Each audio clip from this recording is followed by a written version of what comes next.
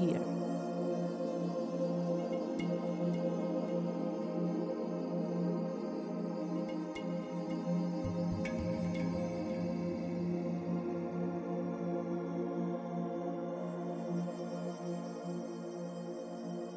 Atë mëngjes, në për rrugët e qytetit, ndihej një erë sulfuri.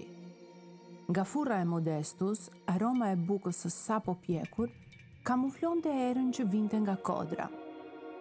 Nga një grafit elektoral në murin e shtëpisë së tij, mësojmë se ishte libertin, pra sklav që kishte fituar lirinë.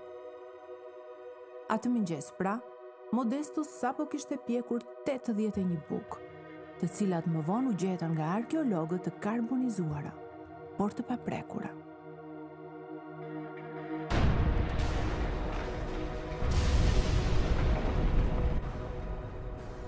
Papritur jeta u ndërpre, kaq papritur, sa që besohet se njerëzit as që e kuptuan deri në momentin e fundit se çfarë po ndodhte. Kishte pasur disa shenja, por pompeanët që jetonin me shekuj mbi një vulkan nuk u kishin kushtuar vëmendje. Një çerek shekulli pas shpërthimit, Plinio i Riu që gjendej në gjirin e Napolit, i shkruan kështu historianit Tacito. Fillimisht u formua një re në formën e një ombrelle, pastaj u ngrit lart nga krateri i Vezuvit. Shpërthimi ishte 50 herë më i madh se Hiroshima. Në më pak se 20 orë, 10 tonelata magmë dhe gaz në temperaturë nga 400 deri 600 gradë Celsius u vërshuan mbi qytet. Njerëzit provuan të largoheshin. Kopshti i të ikurve është dëshmia më rënqetëse e përpjekjes për mbijetesë.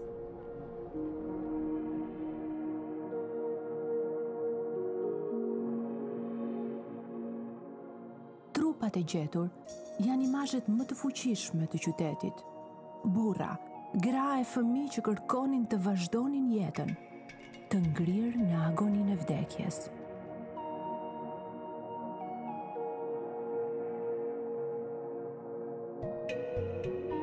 Fëmijë që shtrëngojnë hundën për të mos thithur helmin, trupat e të cilëve kanë mbetur të gurëzuar për të na e sjellë të gjallë kontaktin me momentin e fundit të jetës. 1100 trupa janë zbuluar deri tani në Pompej, por duhet të kujtojmë se kërkimet vazhdojnë me intensitet, duke na zbuluar çdo herë pjesëza historie të këtij qyteti unik.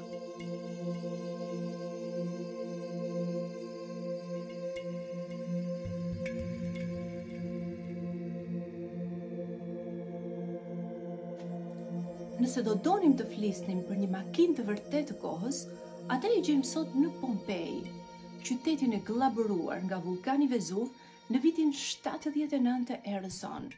Vulkani Vezuv është një nga vulkanet më të rrezikshëm në botë. Megjithatë, sot ende vazhdojnë të jetojnë njerëzit në rrethinat e tij. Qyteti u zbulua në vitin 1739. Mbreti Borbon i Napolit, Charles III, kur mori vesh që aty afër ishte zbuluar një amfiteatër, ndërtoi një pallat mbretëror veror. Ai dhe mbretëresha personalisht i ndiqnin kërkimet, duke u mrekulluar nga ato vepra të artit që zbuloheshin, me të cilat ata pasuronin koleksionin e tyre të antikuariatit.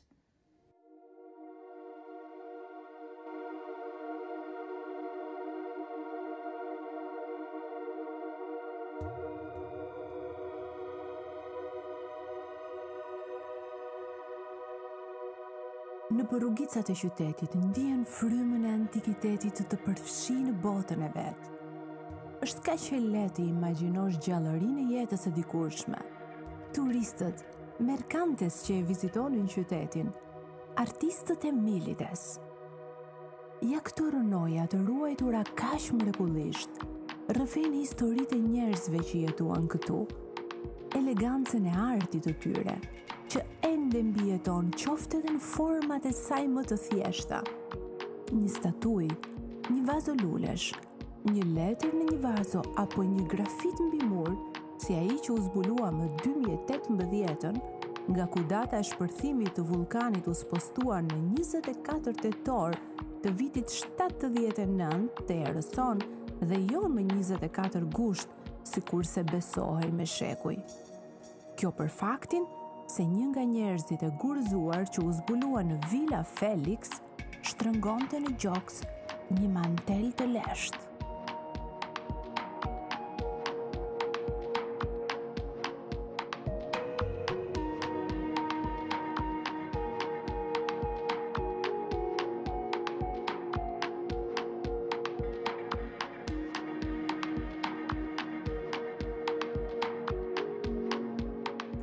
Po si ishte jeta në Pompej? Deri tani qytetarët e Pompejit janë menduar si hije, të cilët kanë lënë shenja me grafitet në përmure apo shenjat e duarve në fontanat e qytetit. Po si dukeshin ata? Si jetonin? Disa freske të gjetura në vilën e Julia Felix, edhe pse të dëmtuara shumë, na sjellin imazhe të jetës së qytetit. Dhe në bazë të teknikave të sotme, janë bërë tentativa të rikonstruktimit të fytyrave të njerëzve. Arkeologët mendojnë se Pompej kishte rreth 40.000 banor. Qyteti ishte nën kontrollin e Romës. Jeta publike zhvillohej rreth forit, qendrës së qytetit, që daton diku nga shekulli i 4 para erës sonë. Rreth forit ndodheshin zyrat e administratës publike dhe tempujt, si ai i Apollonit apo i Gjoves.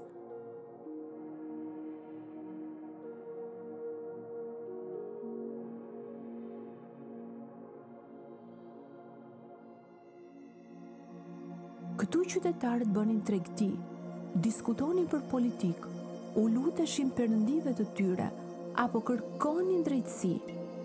Pra, sikurse në qytetet greke e romake, edhe në Pompej, në qendër ishte populli. Romakët zgjidhnin 2 duumviri të cilët drejtonin qytetin për një vit. Guvernatorët zgjidheshin nga qytetarët në komitium. Kur ndodhi shpërthimi i Vezuvit, Pompei ishte në fushat zgjedhore. Kjo duket nga mbishkrimet e shumta që gjenden në përmure në mbështetje të njërit apo tjetrit kandidat. Minister Frollo, attingera fugit. Quid? Duscum in cathedrali invenitur, disparuit. Sed, quomodo. Aliut cura, abce carnifex, eam inveniam, etsim si opus serit audius... Po çfarë gjuhë e flitej në Pompej? Sigurisht që nuk flitej gjuha e Virgilit apo e Ciceronit, por flitej latinishtja i gjallë, një gjuhë e një identiteti të fortë të qytetarëve të Pompejit.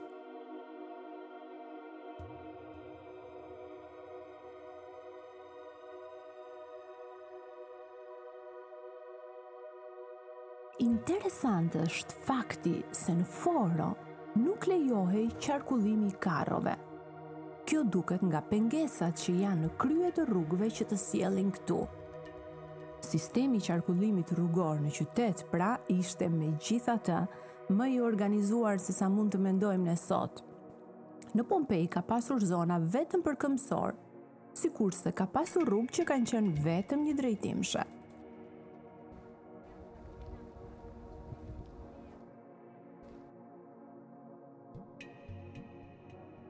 Çdo vizitori në Pompej i bie në sy trotuaret e lartë. Kjo për arsye se qyteti nuk kishte një drenim të mirë. Uji që derdhej vazhdimisht nga fontanat dhe banjo termale bënte që rrugët të ktheheshin në kanale të pashtershme, kështu që urat e vogla lidhëse shërbenin për këmbësorët. Megjithatë, studiuesja më e madhe e antikitetit Mary Bird mendon se një nga arsyet kryesore për këto trotuare të larta ishte papastërtia. Rrugicat e qytetit nuk kishin një aromë të mirë si mund të paramendohet sot. Në anët e shtëpive, për shembull, vendoseshin amforat me urinë, të cilat mblidheshin nga lavandajt, rrobalarësit. Urina në atë kohë përdorej për larjen e rrobave, pasi përmban amonjak. Pra uji nëpër rrugë shërbente edhe për të marrë përpara papastërtitë. Poeti satirik romak Juvenalis na ka lënë këtë shënim.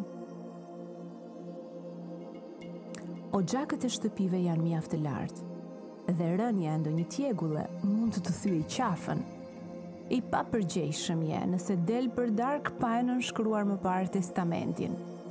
Në çdo dritare të hapur, ku natën spionohen hapat e tu, të pret e fshehur vdekja.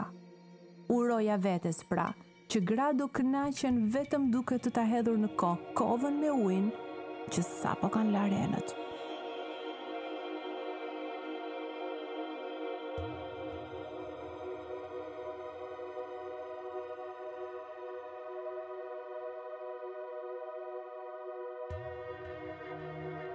Një dyzinë cisternash dhe fontanash në qytet të lidhura me një sistem nëntoksor tubacionesh prej plumbi përbënin sistemin e ujësjellësit që shpinte ujin nëpër shtëpi. Ky sistem mendohet se ekzistonte që në vitet 80 para erës sonë dhe përbën një prej gjenialiteteve të inxhinierisë romake.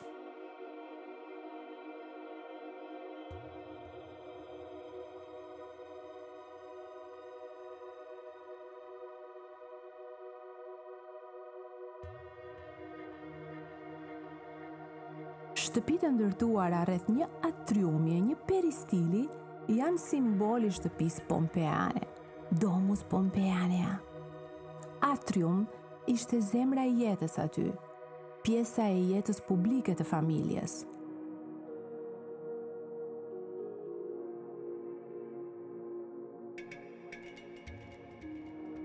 Përreth atriumit ndodheshin dhomat e gjumit, kubikula, lavanderia, latrina dhe dhoma e ngrënies, triclinium. Në shtëpinë e Meandros, ku jemi, triclinium është relativisht i madh. Paramendoni që këtu gjendeshin 3 lectuli, të vendosur në formë uje. Kjo për arsye se romakët hanin ushqim të shtrirë në shtratë.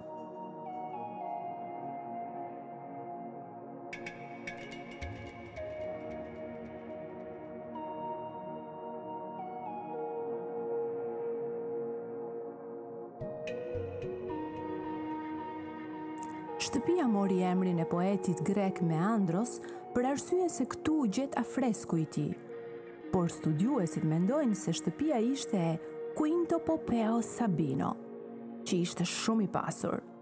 Kjo duket nga kompletet e argjendit, 118 copë, që u gjendën të mbështjella me një pëlhur në një ark druri në njërin nga banjot e shtëpisë, dhe një sasi e konsiderueshme monedash.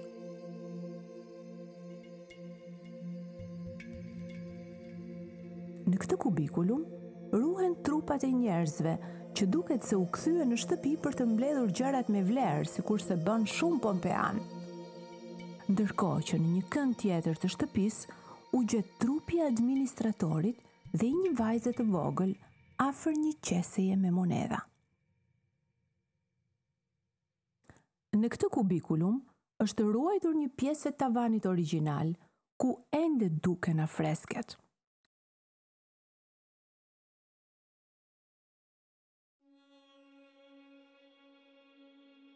Këtu jemi në Tablinium, vendi ku pronari i shtëpisë bënte takimet e punës me klientes.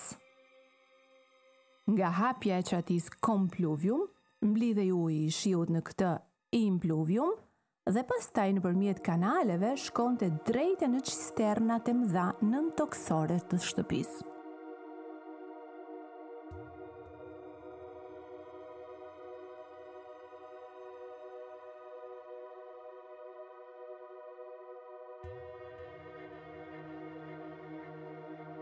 Në afresket e Pompeit të bie në sy ngjyra e kuqe ndezur, e cila njihet si e kuqja pompeane. Fillimisht mendohet se ishte një ngjyrë më e lehtë, gati si e portokallt, por nga temperaturat e larta të llavës së vulkanit, u ndez në këtë të kuqe kaq unike. Afresket e qytetit tregojnë aspekte të rëndësishme të jetës aty, të besimeve të njerëzve, të artit e të lojrave të tyra.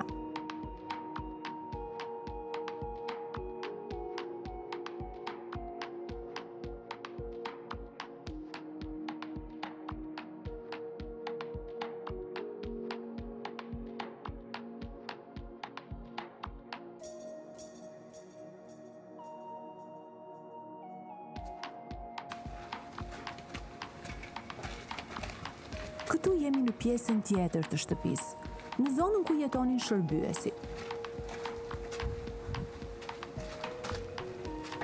Imagjinoni që këtu përreth ndodhin kuzhina e tavolinat e punës, anforat që mbanin verën, vajin, salcat dhe veçmas një salcë tipike pompeane e njohur në gjithë perandorinë romake që quhej garum.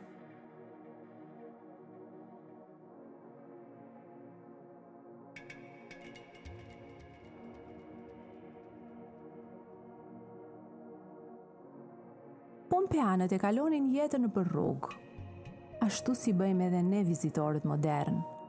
Por për pompeanët që nuk ishin të pasur e jetonin nëpër shtëpi shumë të vogla, ku mungonte jo vetëm ujë, por edhe një kënd për gatim, kjo ishte e vetmja zgjidhja. Të ngrënit nëpër rrugë, në këmbë, si street foodet e sotme, ishte moda e ushqimit në Pompej. Për dallim nga sot, të pasurit e kishin luksin e të ngrënit në shtëpi, ndërsa të varfrit nëpër termopolia. Në termopolium pra, haju ushqimin ngrohtë. Në pjesën e pasme të disa prej tyre, ndonjëherë gjendeshin edhe triklinja, vende të ngjashme me restorantet e sotme, por ku ushqimi haj shtrirë.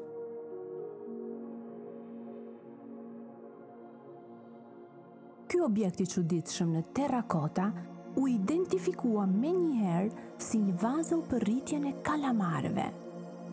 Duket se pompeanët i mbanin nëpër shtëpi këto amfora, ku kultivonin kalamarët, pasi pjata e kalamarit ishte një luks i kuzhinës romake.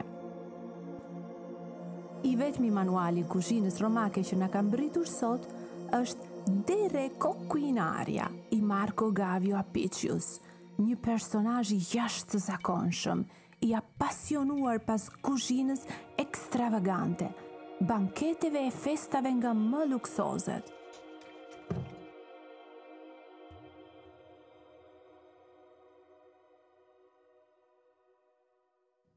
Piper ligusticum, cuminum, coriandrum viridem, menta maridam, ovi vitellum, mel, është kjo receta origjinale e Apicius për kalamarit të mbushura, këtij personazhit i jashtëzakonshëm të kuzhinës së antikitetit, kuzhinierit që gatuante darkat e Tiberius, e perandorit të famshëm pra Tiberius, për të cilin Seneca shkruan me një përçmim të madh për luksin e tij të shfrenuar në të gjitha këto darka që organizonte. Megjithatë, mua më duket shumë interesante që të provoj të gatuaj një kalamari të mbushur sipas të gjitha këshillave të Apicius, për të provuar vërtet sa ekstravagant ishte ai edhe në shijenj. Fillimisht shtypim piperin dhe kokrat e finokut. Grimcojmë kokat e kalamarit, pastaj presim holl, majdanozin dhe erëzat e tjera. E parfumosim vajin e ullirit me pak hudhër dhe pastaj shtojmë mishin e grirë dhe kalamarin e grimcuar.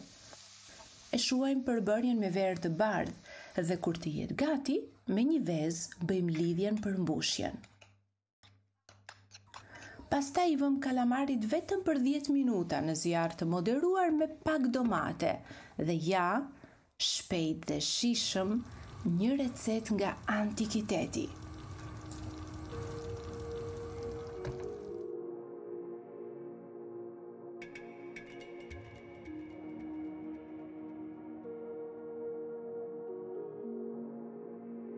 Pompej është një qytet I vërtet arti, kështu që nuk ishte si të mungonin amfiteatrot.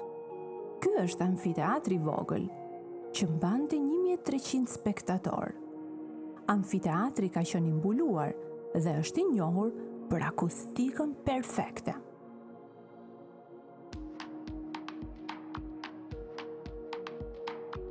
Përballë amfiteatrit të vogël gjendet kazerma e gladiatorëve, vendi ku ushtroheshin e jetonin gladiatorët bashkë me familjet e tyre.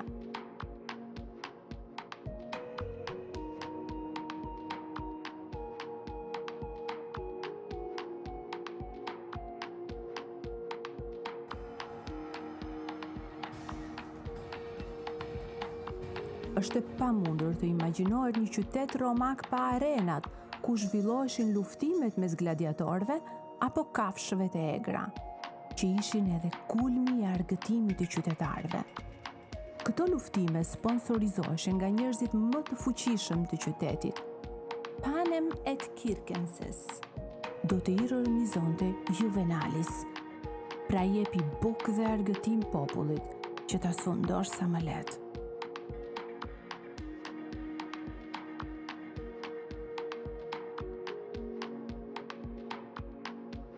E pas një dite pune, romakët ndaleshin në banjët termale. Banjat që në vend takimi qytetarëve ku mund të hynin edhe të varfrit, pasi hyrja ishte e lirë e në disa prej tyre madje ishte edhe falas. Banjat termale ishin vend qetësimi, socializimi, argëtimi, por edhe biznesi. Ishin vende takimi si kafenet e sotme. Për t'u larë romakët përdornin gur gërryes, hi, pasta prej argjili dhe vaj. E pas larjes kalonin në dhomat e masazhit me vajra të parfumosur. Banjut ishin të pajisura me nxemje qendrore. Në tubat në përmure e nën dysheme qarkullonte ajri i ngrohtë, që vinte nga furrat me të cilat ishte i lidhur gjithë sistemi. Gjithashtu këtu njerëzit mund të zgjidhnin pishinat e vakta, tiepidarium, të ngrohta, kalidarium, apo të ftohta, frigidarium, si edhe palestrat për ushtrime. Pompeji është shumë fertil, fal vulkanit nën këmbët e tij. Qyteti ishte i njohur për verërat e tij të veçanta, të forta aq sa të shkaktonin dhimbje koke deri të nesërmen. Fal studimeve të laboratorit shkencor të Muzeut Arkeologjik të Pompejit, janë identifikuar llojet e hardhive që kultivoheshin aty, të cilat sot janë mbjellë në po të njëjtat vende. Mastro Berardino sot prodhon verën Villa dei Misteri.